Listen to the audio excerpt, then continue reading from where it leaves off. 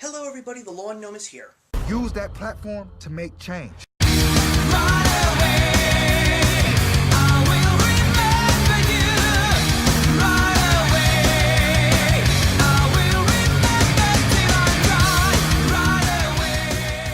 I wanted to talk about a biopic, and it revolves around one of my favorite things to talk about, which is music. So let me just say that when movies and music come together for me, it is definitely a treat.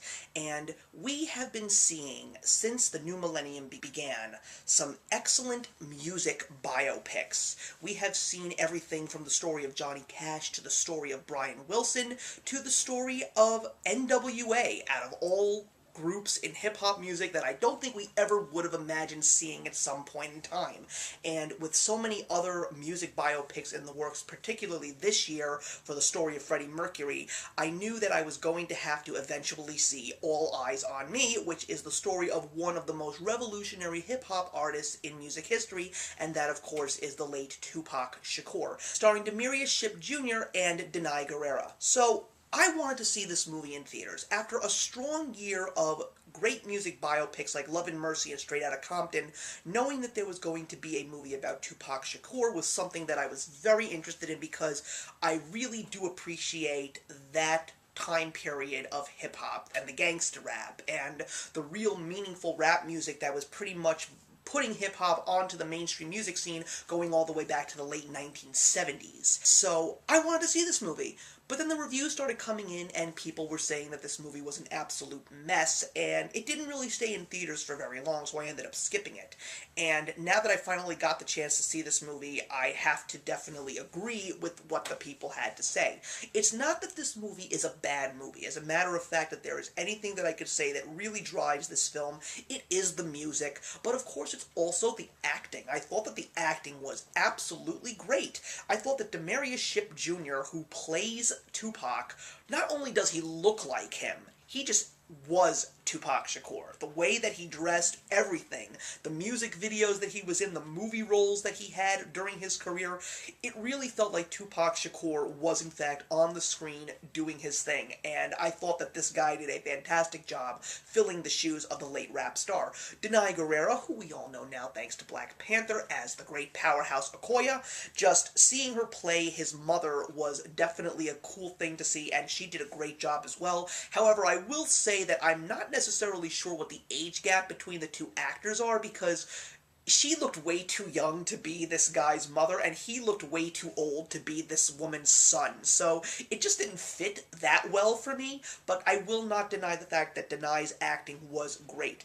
Also, it was really cool to see Jamal Woolard play Notorious B.I.G. in this film, because he actually played the same character in Notorious, which came out a few years back about the Notorious B.I.G. And that was also a very good movie to watch. It wasn't the best movie out there, but it was a great movie to depict Biggie Smalls' career, and I thought that that was very interesting that they brought him back to play Notorious B.I.G., although it makes no sense as to why they didn't find Demarius Shipp Jr. earlier so he could have played Tupac in Notorious, and it would have been cool to actually see those two stories overlap into sort of like a hip-hop film universe, so to speak.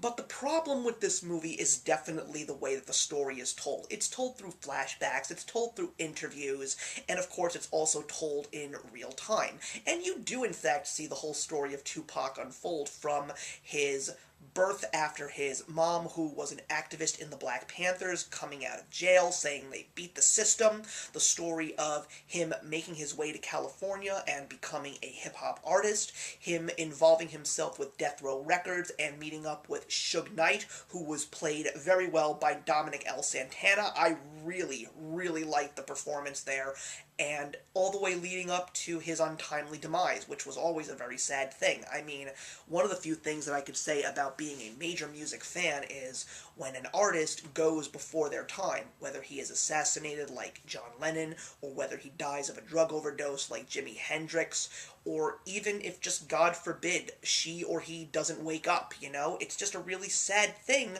when an artist who has their entire career ahead ahead of them just passes away. And let's not forget the fact that we are celebrating the anniversary of Kurt Cobain's death this month as well, and that was also a very tragic thing to see. I would love to see a biopic of Kurt Cobain, I'm just putting that out there. But this movie is just all over the place in terms of its storytelling, and it just doesn't have a great flow. I also feel that they really didn't give us much of him in his music career.